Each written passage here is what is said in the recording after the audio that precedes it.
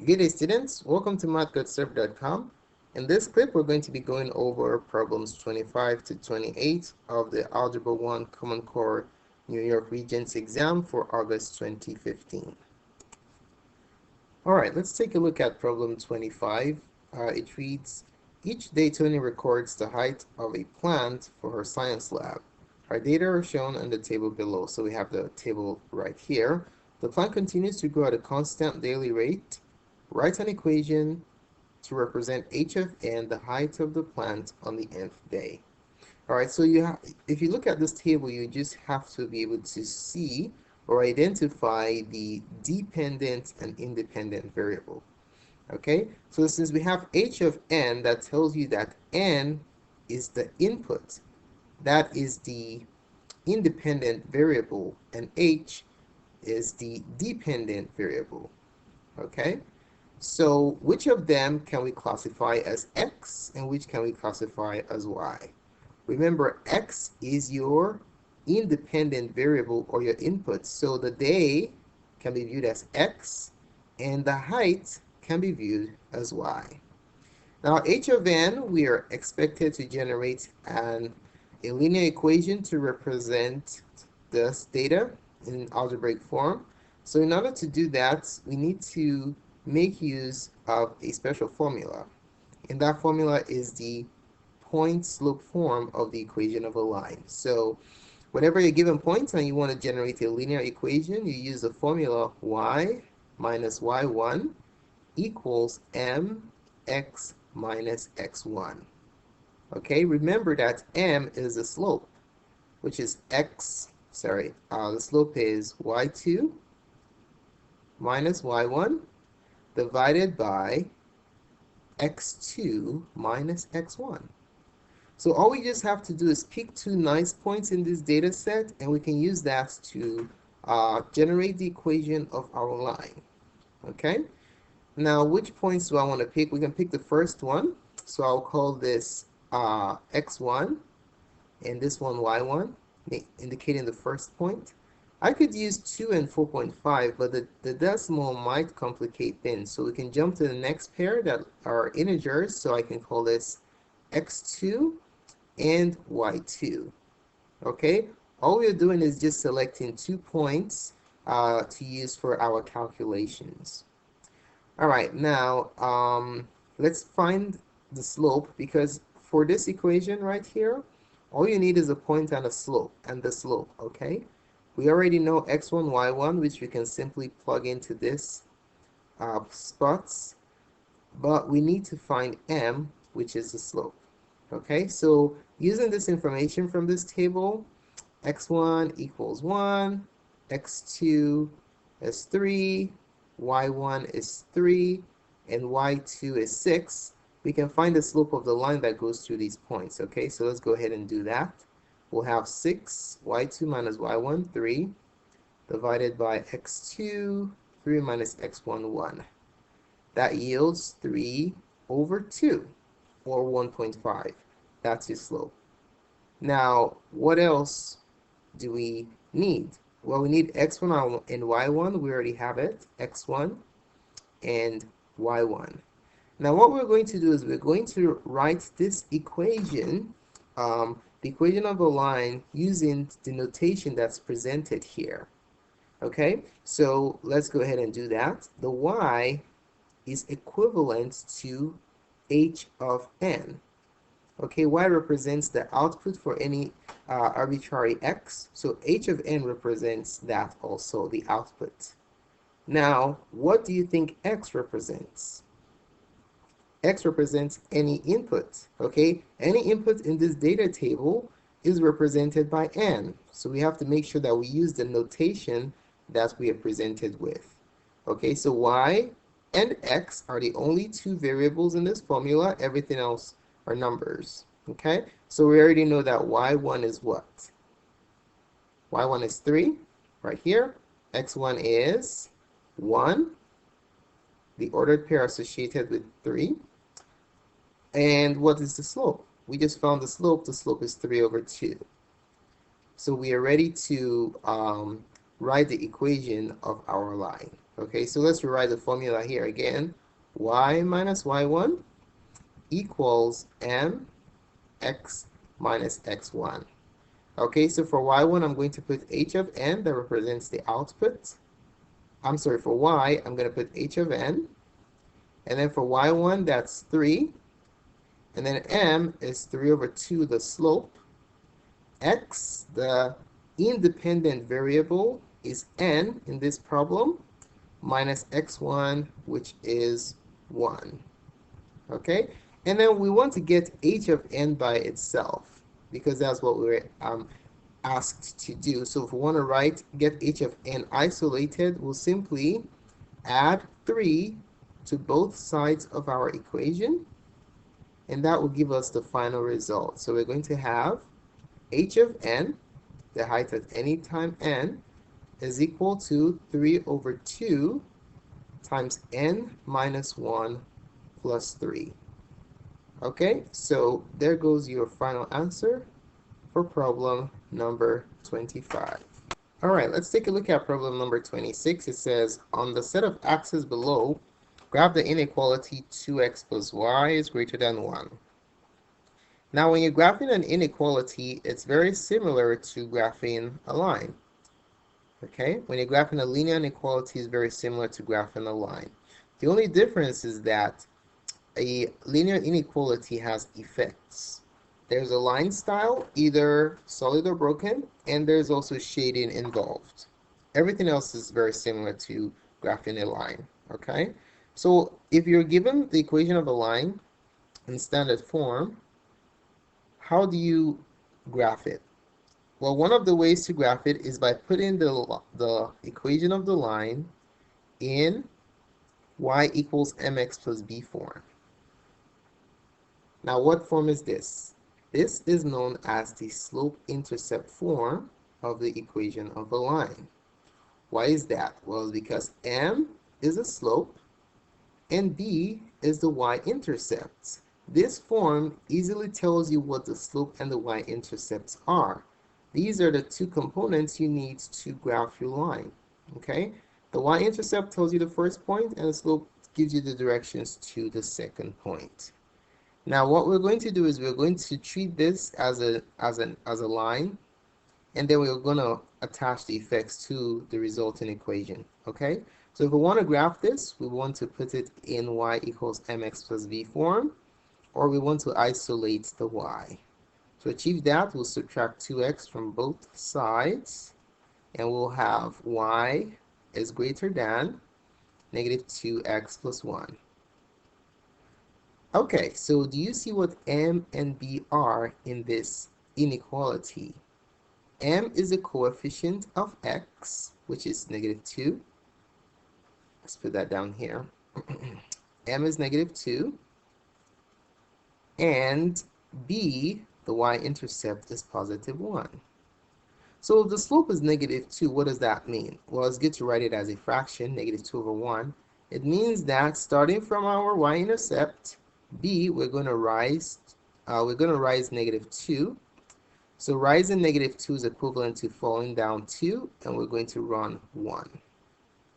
B is your y-intercept. This is where you start on the y-axis. Okay, start on the y-axis. So these two pieces of information can help you graph the 2 points that define the line. Okay, but we have an inequality here. There are going to be effects applied to it. And what causes the effect is the inequality greater than.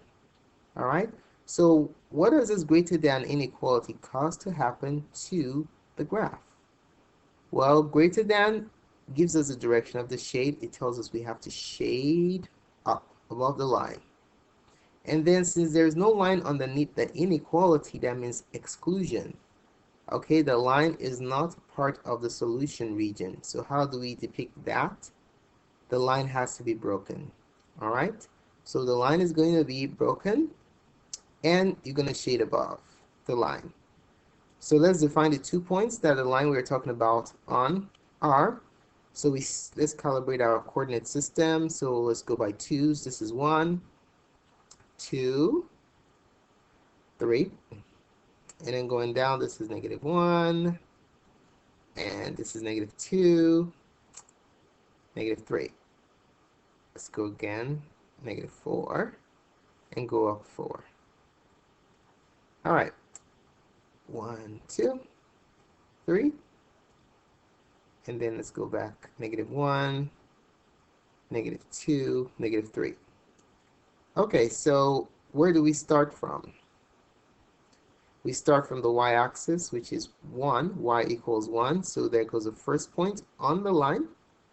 How do we find the second point? Follow the directions of your slope. Go down 2, 1, 2, -2 rise over 1. Okay, you can do that again. 1, 2 over 1. And then 1, 2 over 1. Let's assume that you didn't have any space and you wanted to go backwards. Going down 2 and to the right 1 is the same thing as going up 2 and backwards 1. All right, so these are the points that define the line that goes through these 2 points. Now, how do we graph the line? Do we just make a solid line? Absolutely not. Since we just have greater than, the line must be broken. So we are going to be using a broken line in this problem. So you have a broken line. That's one of the results of the inequality greater than. What is the second effect that greater than has on the graph of the solution of this inequality? Well, it's the shade. Since it's greater than, imagine this is a roof. Where is the rain going to fall on the roof? That's where the greater than area is. Okay, your rain is going to fall on the top. So you just put your arrows in this direction right here. All right, so that's the region we're going to shade.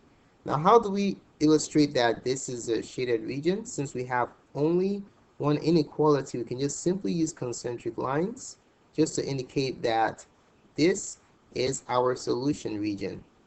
Okay, you don't need to make a mess by shading the whole paper. That's unnecessary. Just put in concentric lines like this and you will get full credit.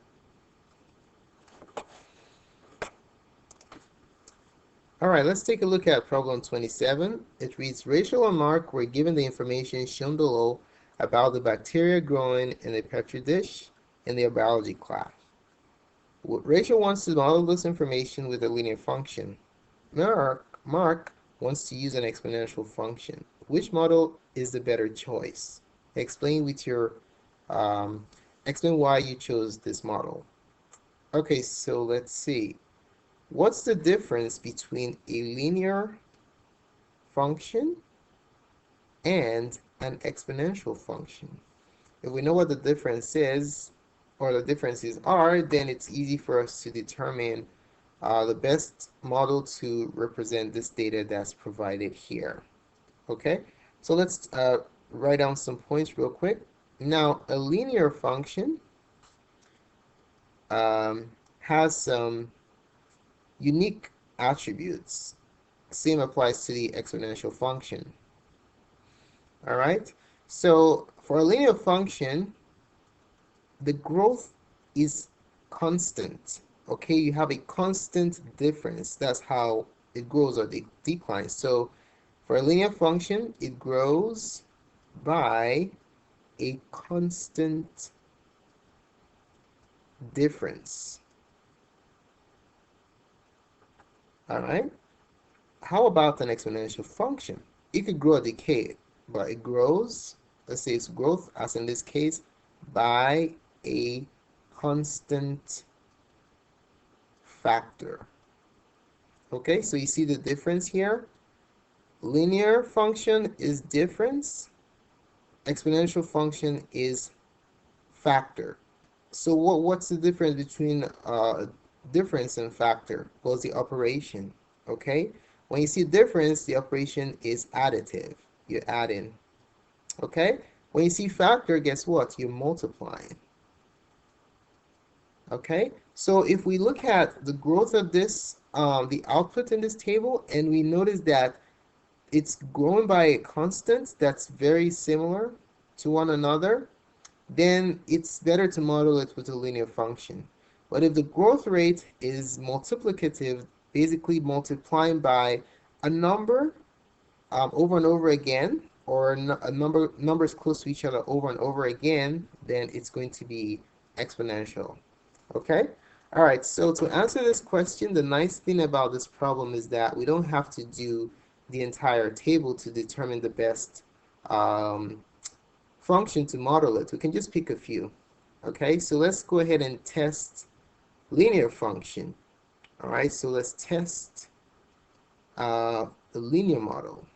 Okay, so this is one Rachel wants to use. So test for linear model. So for the test for the linear model, what we're going to do is we're going to find the difference on the outputs for some of these values and then see if they're the same or really close to each other. Okay, if they're not the same or very wildly, then we know that the linear model is a poor choice. All right, so we have x and v of x. We have 1, 2, 3, 4. Now, do I have to do the entire table? The answer is no. You can just have an idea. Just taking a look at the first few entries, you can extrapolate the pattern. All right, so what are our outputs here? We have 220, 280, 350, and 440. Okay, so let's look at the growth rate from an additive perspective. What's been added over and over again? So from 220 to 280, that's plus 60.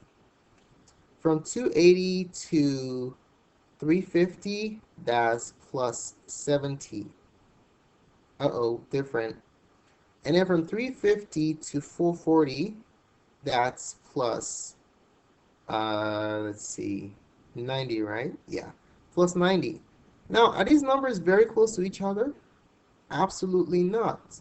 So since you see that the growth rate is not constant or close to each other, that means that it's using a linear model is a bad choice. Okay, so remember, linear model is the same difference, or the difference is really, really close to each other, maybe off by a few decimal points. Okay. So we see that this right here is a total fail. Now let's take a look at the exponential model. This should work, or else we have a problem. So test for exponential model.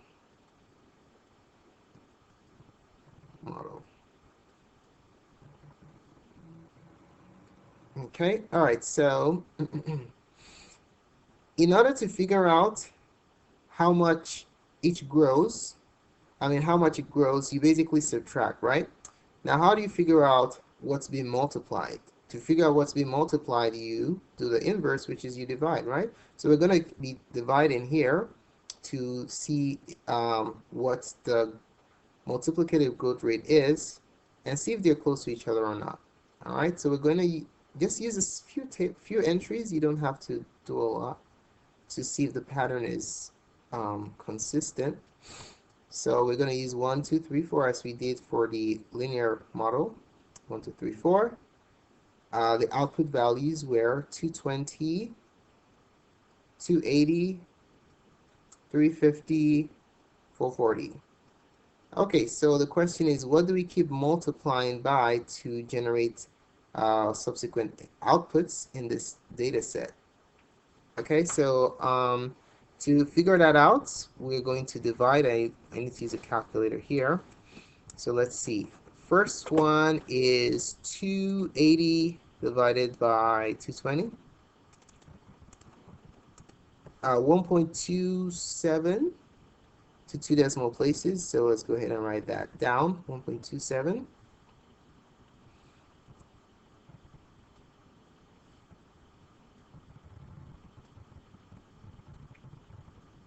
Okay, now let's hope that the next, so this is multiplied by, okay? Unlike this one is add, this is multiplied by. Now let's look at the common factor between the next two entries. So let's see the constant factor. So we're going to do 350 divided by 280, this tells us what you multiply 280 by to get 350. 1.25, how does that look? That looks excellent. Why? It's not too far from this number right here. So multiply by 1.25. Unlike this, see the difference is huge. So that tells you that a linear model will be a bad idea. Okay, so just do one more test to get confirmation. What do you multiply 350 by to get 440? You divide 440 by 350 to get that factor. 1.26. That is excellent. So we see that since you have a constant factor, an exponential model is perfect. That's the best choice for this this data set that's presented to us. All right, so it passes this. Now we have to explain our reasoning. Okay, so we have to explain why we feel that the exponential model is better. So we also have to state what our answer is first before we start explaining, okay? So we have to state that the exponential function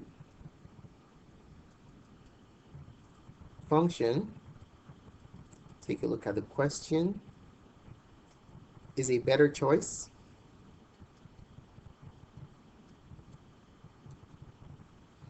Exponential function is a better choice. Why? There are many ways we can explain this scenario here. This is one way you can say the exponential function is a better choice because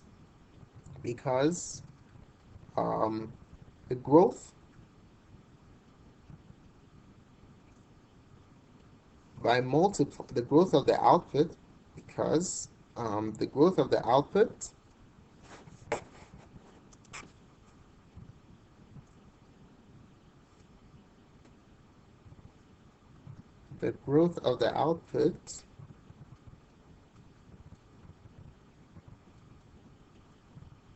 output can be best modeled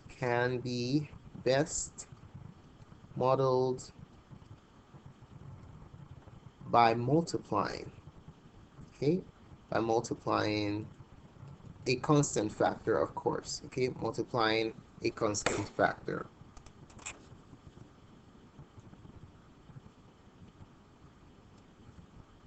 A constant factor. Now, if it were best modeled by adding a constant difference over and over again, then it will be a linear model. Okay, so we can see why that's the answer. All right, let's take a look at problem 28, the last one in this installment. It reads, a driver leaves home for a business trip and drives at a constant speed of 60 miles per hour for 2 hours. Her car gets a flat tire and she spends 30 minutes changing the tire. She resumes driving and drives at 30 miles per hour for the remaining 1 hour until she reaches her destination. On the set of axes below, draw a graph that models the driver's distance from home. Okay, so let's see what the interval times are. First of all, she did 2 hours, so 2 hours, and then she has a flat tire, and then she spends 30 minutes or half an hour fixing the tire, and then for the remainder of the time she spends 1 hour to get to her destination. So we have 2 plus a half plus 1. That's three and a half hours. So we're going to be ending, let's look at our table, we're going to be ending somewhere here, 3.5 hours. Okay, so the goal here is just to represent this whole story with a graph. Now, when you're looking at 60 miles per hour, that represents slope. Okay, this is the slope for the first interval, 2 hours. And then when you have a flat tire, how fast do you drive? How fast are you driving? Well, you're not driving at all, so you have 0 miles per hour for 30 minutes. And then when she resumes driving, she cuts her speed by 50%, so she's going at 30 miles per hour. Okay, so let me give you a number line to help you visualize what's going on here. So So let's see, this is 1, 2, 3, 4. Okay, so for the first 2 hours, from 1 to 2, on this interval right here, guess what? Let's call this interval 1. Her slope is 60. Okay, what does that mean? For every hour, she covers 60 miles. From 2 to, let's see, from 2 hours, actually she goes, oh, this is when she has a flat tire. So half an hour after that, so she doesn't even get to 3. Half an hour right in the center right here. Guess how fast she is going? Since her tire is flat, for interval 2, her slope is 0. Okay, now from 2.5, she drives another hour. That takes her to where? 3.5. For that last hour, she's driving 30 miles per hour, which means that her slope is what? For interval 3, her slope is 30. Okay, so let's go ahead and graph that on this table, on this coordinate system right here. So from for the first hour, what's her slope? So for the first hour, she's driving 60 miles per each hour. So if you, let me write it in this way. So 60 miles per hour, 60 over 1, that's the slope. So that means you rise 60. If you rise 60, you run what? You run 1, right? Because you remember slope is rise over run. So if I rise, starting from 0, if I rise 60, I run 1. That's for the first hour. How about the second hour? If I rise another 60, I run 1. Yeah. What happens here after 2 hours? She has a flat tire. So how fast is she going? She's going 0 miles per hour. She doesn't cover any distance. She spends 30 minutes. So you have to pay close attention to the calibration of the axis, okay? Each box on the x-axis represents 30 minutes or half an hour. Each box on the distance represents 30 miles, okay? So for half an hour, from 2 to the midpoint between 2 and 3, 2.5 hours, she is going at 0 miles per hour. What is the slope of 0? What kind of line has a slope of 0? It's a horizontal line. There is no rise, only run. Okay, so this is for m equals 60. For m equals 0, you just have 0 over 1. You only run, you don't rise, okay? So this is what happens for the 30 minutes. Now for the remaining 1 hour, from 2.5 to 3.5, she goes 30 miles per hour. Okay, so remember in the x-axis, 2 boxes represents an hour. And in the y-axis, 1 box represents 30 miles. Okay, so we're gonna rise for m equals 30. We're gonna rise 30 and run 1. Rising 30 is equivalent to going up 1 box. Running for an hour is equivalent to going 2 boxes. Bam. That's the end of our journey. Okay, so let's draw the line that models the situation. So we have first 2 hours smooth sailing, covers 120 miles. And then she doesn't cover any distance here because she's fixing a flat tire. And then for the last hour, she covers only 60 miles because she's going half as fast. She covers only 30 miles because she's going half as fast for the last hour. Maybe she has like a little tire to replace what she has. Okay, so this is basically the graphical representation that models the driver's distance from home. Thanks so much for taking the time to watch this presentation. If you have any questions about this tutorial or any concepts in the Algebra 1 Common Core Regents exam in general, just post your questions in the comment section below, and we'll be glad to assist you as soon as possible. Do not forget to subscribe to our channel for updates to the remainder of this review series. More clips can be found on math.serve.com.